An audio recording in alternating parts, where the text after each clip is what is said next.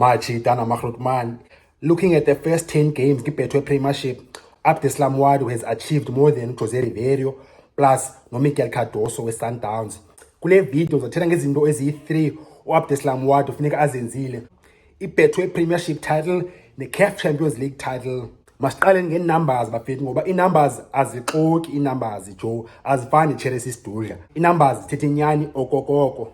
Kwi-10 matches yokuqala kaJose Riverio, the legendary coach Orlando Pirates, ki-first 10 matches uJose Riverio wawina 5 games, wadrowsha 3, waluza 2 games, wascora 8 goals in 10 games, waconceda 4 goals kula 10 games, waba ne-clean sheets ezi-5 kula 10 games yakhe. UMiguel Cardoso ki-first 10 games yakhe, uCardoso futhi ufike isizini seyisukile, ufike ngoDisemba, nge-10 kaDisemba ngo-2024. Ki-first 10 games zakhe wawina 7 matches, waluza imatch A1, waba ne-draws ezi-2, wascora 18 goals, waconceda 6 goals, waba ne-clean sheets ezi-4. Abdeslam Wadu irecord yakhe i-tight is-similar to Miguel Cardoso. Abdeslam Wadu ki-first 10 games uwine 7 matches, waluza imatch ezi-2, wascora 15 goals, waconceda 6 goals, waba na-6 clean sheets. But xa sewujonge grand i-situation kaWadu plus nekamiguel Cardoso, uWadu achieve more. uCardoso ufike kwi-team ebiseyiphekiwe, i-team ine-players ezifana noLucas Ribeiro ezingcolileyo. Lucas Ribeiro inja madoda, inja sekasi, inja elala phandle leya. I-team enebafana internationals, i-team ene-players ebeziya kwi-semi-final ye-CAF Champions League, i-team ene-players iye kwi-semi-final i-AFCON. uWadu yena ungene kwi-team ine-signings ezi-12 ezintsha. Le team kwafuneka ihlanganise in 2 months. Lawo angomanzi amancane lawo, angomanzi we-ayini lawo. uWadu khangahlanganise nje i-chemistry kwezi players, uyawahlanganisa i-winning mentality ne-confidence esafika. I-results zakhe umchita wabreaka i-record. Enye record azibreakileyo uWadu iyoba the first coach Orlando Pirates history ewina imatch ezi-8 zilandelelana.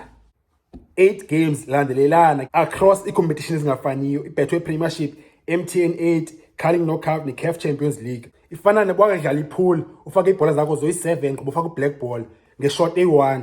At the same time uWadu bafethu, unlike ezinye coaches ngithetha ngazo apha, uWadu uyaqala waziprova ki-team encane engena-resources, efika nofika futhi umjida.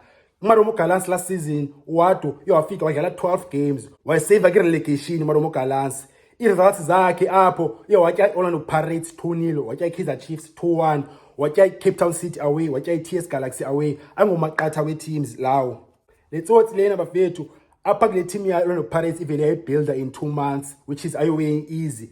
I-key players zayo, i-players ezi-influential kakhulu apha zii-players ezifikayo machita. uLebone Siyema center back, uSihle Nduli central midfield, Sipho Mbule attacking midfielder, Ozwina Police winger, Tshephang Moremi iwinger. Amachita afika Orlando Pirates lawo bafethu. I-players bezingafestanani grand. Lo way ezizekile bafethu, le way idinga i-man management. At the same time uWadu bafethu in his first month Orlando Pirates, first month okanye 6 weeks, wawina i-trophy MTN 8. Apha kule video zothetha uba kuse uWadu udinga ntoni, zintoni izinto eziyi-3 afuneka zenzile kuze Orlando Pirates izothola le nto ifunayo, i-Betway Premiership title plus ne-CAF Champions League. Number 1 uWadu ayidingayo consistency. Mamelodi Sundowns bafethu le league inyusile 7-8 times in a row. Consistency ibisenzeka apho, consistency ke-results. Orlando Pirates already under uWadu seyibonakalisa lo way ba kuse uyawina mfethu noba udlala i-grand.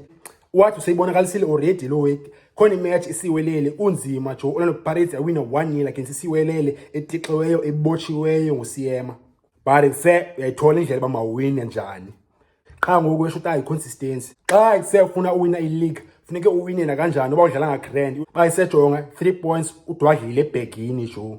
Number 2 uWadu funeka yenze grand i-tactical adaptability. Ayikabi bafethu siyakhumsha ke manje.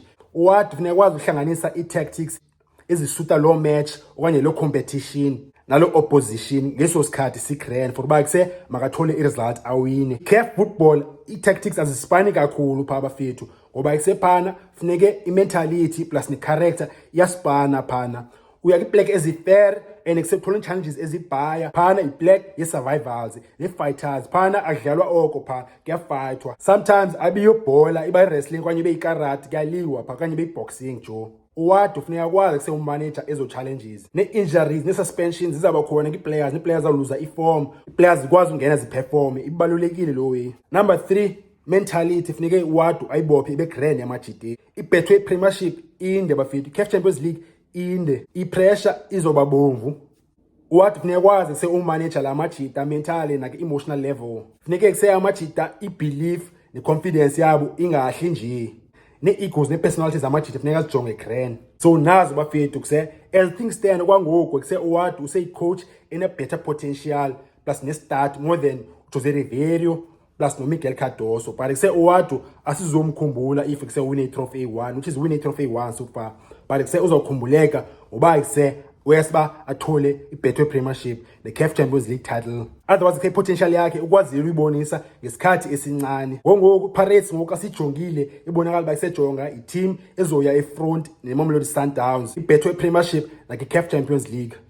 Nithina bafethu masincola apha ii-comments bafethu uba Abdeslam Wadu bafethu angayenza nale way okanye udinga ntoni for uba athole leyo iPirates iyifunayo, i-Betway Premiership ne-CAF Champions League. Cela ngalibala support channel bafethu, ushaye ulike okanye if iqala udibana ne-channel ushaye usubscribe. Moja bafethu.